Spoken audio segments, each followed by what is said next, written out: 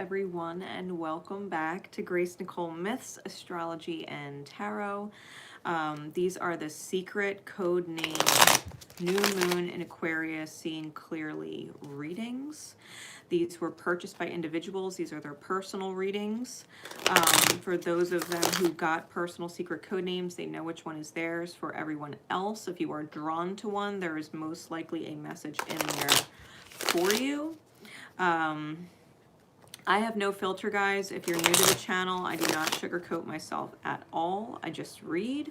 I'm going to be using my Prisma Vision Tarot today, as well as my White Light Oracle.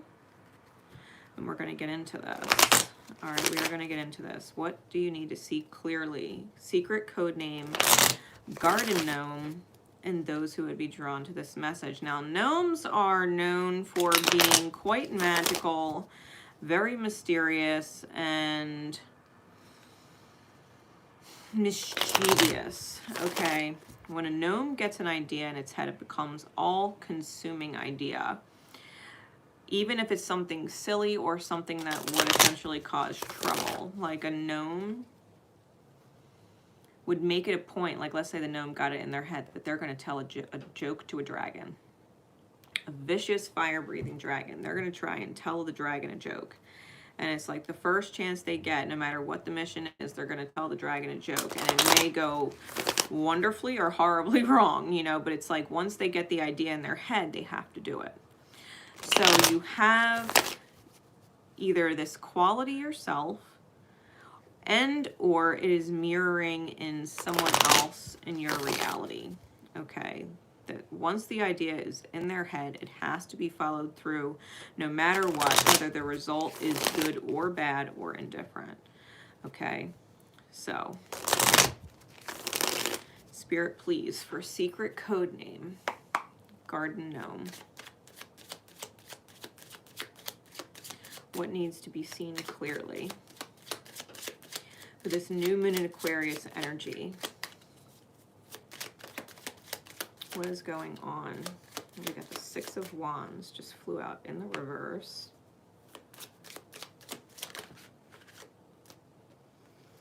The Hierophant and the Fool. With the Nine of Wands clarifying the Six of Wands reversed. You're definitely dealing with some Uranus and Taurus aspects with the Hierophant and the Fool present next to each other. Because Uranus is definitely in Taurus right now. And the Fool is ruled by Uranus, the planet. The Queen of Swords just flew up in the reverse.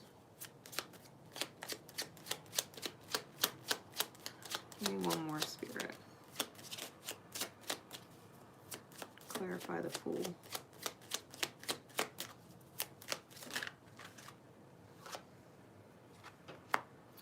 Five of Wands and Five of Pentacles. We got 3 fives on the board. Five of Pentacles, Five of Wands, and the Hierophant.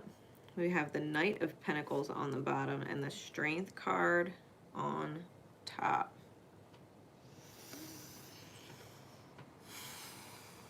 Now in this deck, the Strength card, which is what's on the conscious mind, there's this huge looming shadow figure walking in the background.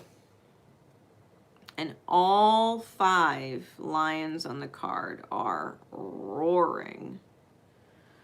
Roaring. There's 5 lions roaring. Trying to escape the shadowy figure. They are running through the tall grass, roaring, trying to get away from this shadow figure. That you are consciously aware of. The Knight of Pentacles being on the bottom of the deck, with the Three of Pentacles and the Wheel of Fortune underneath of that.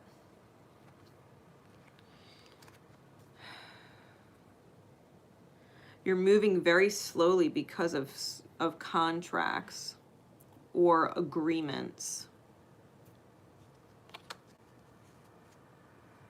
Because of foundations, brick by brick, trying to build something brick by brick, when really you just maybe need to choose not to be heartbroken over the reality.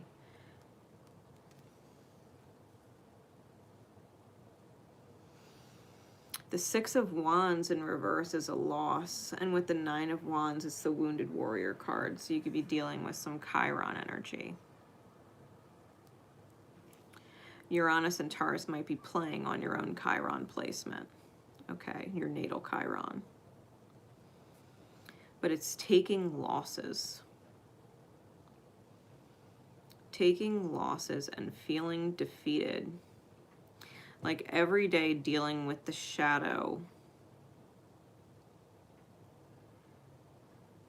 is like the last straw. But every day is the last straw. You know, it's never actually the last straw. It just feels like that.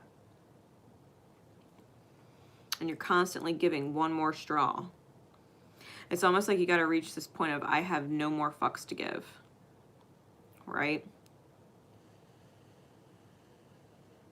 Because every day you're giving a fuck one more time.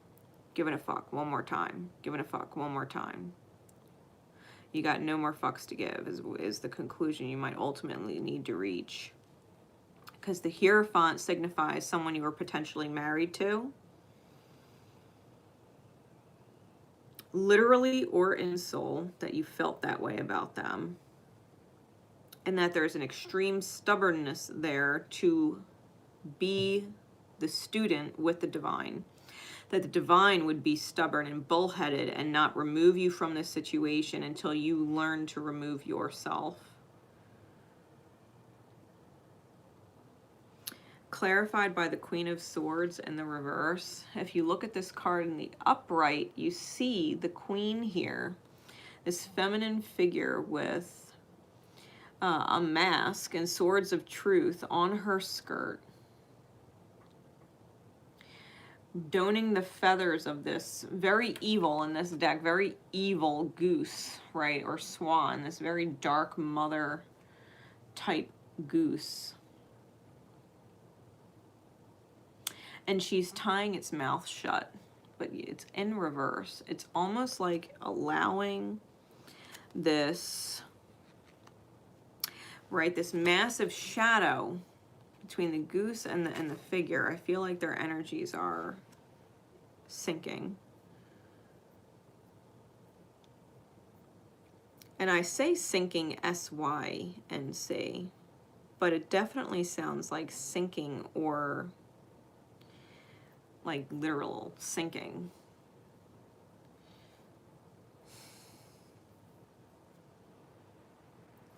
Their energy is sinking. And you might not feel able to shut them up, that there is no amount of truth this person could possibly hear. They're completely truth deaf, and or don't care, because they've made their mind up about something and they will see it through.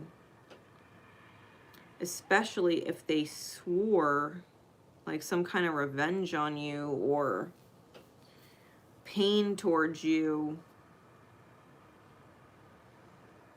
or the people or the people in your environment, because there really are 5 lions and everybody's upset over this shadow figure. Nobody likes it. Nobody. And it's only sinking.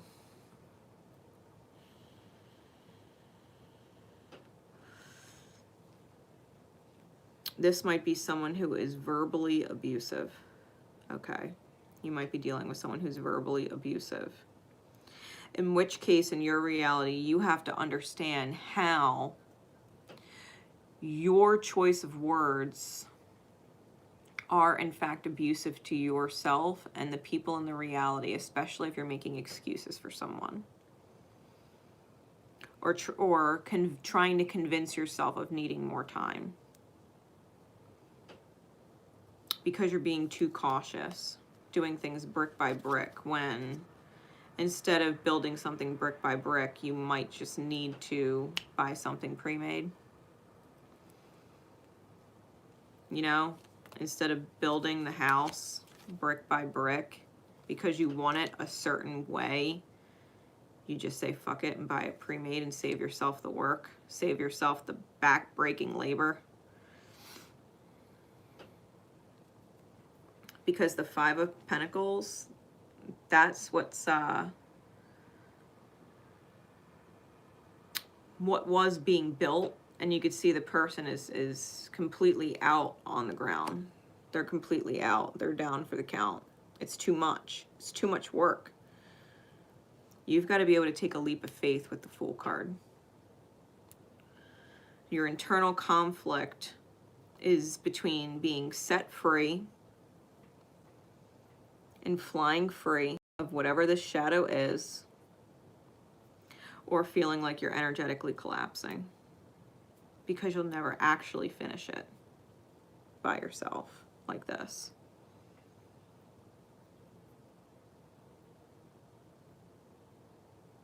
And that's what you need to see. You're not going anywhere. You're accepting loss and being a martyr for what? You're being a victim for what? Why are you a victim of your reality? Because you want it built a certain way. Nobody fucking likes it. No one.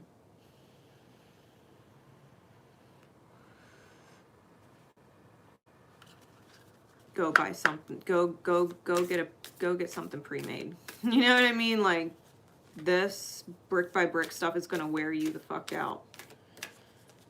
Having it done a certain way and trying to make it in the right way, like there is no right way. It either feels in alignment or it doesn't.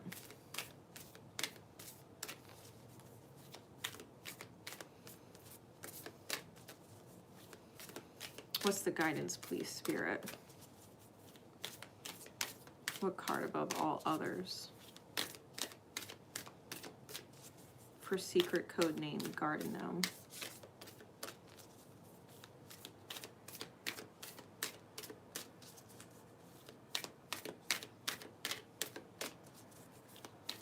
What card of advice?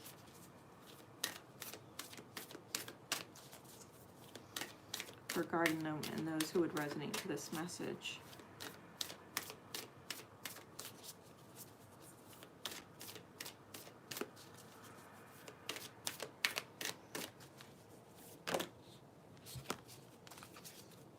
Ishtar's Lion's Gate.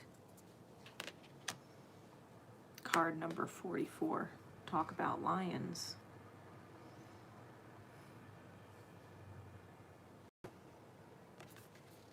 You might need to replace pride with purpose. Card number 44.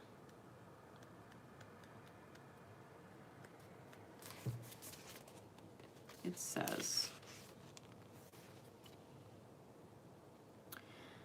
your heart has a heightened connection with the higher realms of consciousness and light.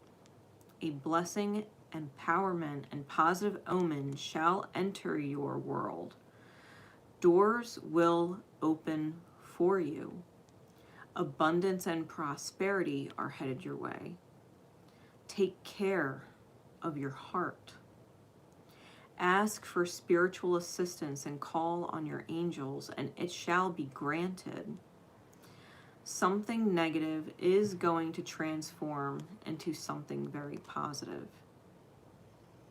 Ishtar is the queen of the night, a dark goddess of loss and letting go, but also a priestess of light who holds the keys to renewal from suffering. She is relentless in her pursuit of the path to true inner freedom.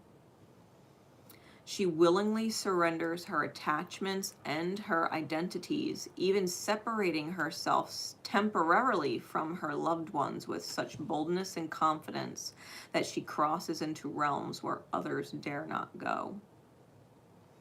She experiences vulnerability and in that state discovers deep truth. Ishtar is the capacity of the soul to integrate our experiences After reaching the greatest depths of suffering, she emerges and is reinstated upon her rightful throne and even given greater wisdom, spiritual power, and compassion. In a reading, she is a guardian and symbol of resurrection. You shall rise again. Those who have felt as though their identity or any other marker of security has been torn away from them are her children. They will find their way back to peace and prosperity under her auspices. If you have been suffering, this oracle indicates an end of the struggle is imminent, and you shall be restored with so much more than you have lost. Ishtar is depicted in the Queen of the Night relief that dates back over 4,000 years from ancient Babylon, which was located in the lands of present-day southern Iraq. She is a bird woman priestess with talons and wings, flanked by owls and lions. She holds the sacred tools, a rod and a ring, in her hands, is bejeweled and naked, symbolizing her power and freedom. Her symbols are the gate, the 8-pointed star, and the lion. She is considered the goddess of the planet Venus, but the star Sirius is also sacred to her. It rises each year, marks her ascent from the dark realms, which ensures prosperity and good fortune for the year ahead. The lion's gate falls when the sun is in Leo. Leo is the sign of the lion, the astrological ruler of the heart, and the animal totem sacred to Ishtar. The 888 frequency will stimulate your soul in its own unique way. It facilitates a deepening intimacy between the spiritual worlds and the earth plane, an amplification of light, and an outpouring of positive blessing for humanity. It is believed many, if not all, cosmic avatars who come to Earth as advanced spiritual guides hail from Sirius and make their blessings increasingly available to humanity during the opening between the worlds. This oracle brings a message of a breakthrough and healing, of a significant lightening up of your life, and the end of a deeply challenging cycle. There is a special divine dispensation augured by the oracle of Ishtar's Lion Gate 888.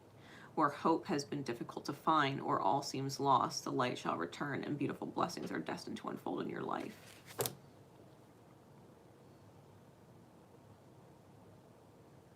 Your healing,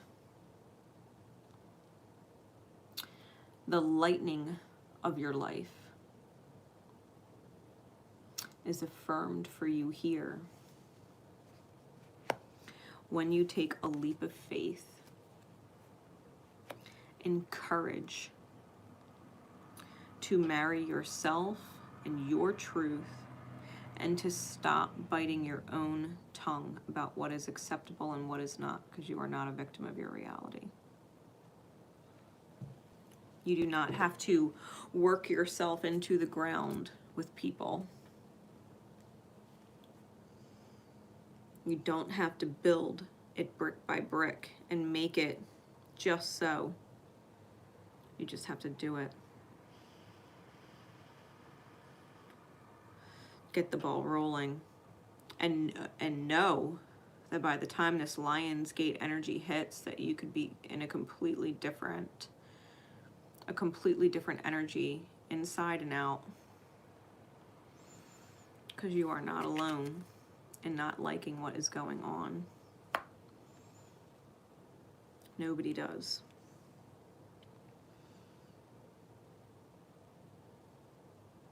I hope this message helps.